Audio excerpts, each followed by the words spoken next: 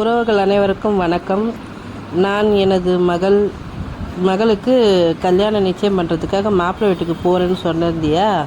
நான் போயிட்டு நல்லபடியாக பேசி முடிச்சுட்டு தட்டு தாம்பளெல்லாம் மாற்றிட்டு இப்போ நம்ம தேதி குறிச்சிட்டு வந்தாச்சு. மாப்பிள்ளை ஊர் நல்ல ஊராக இருக்குது.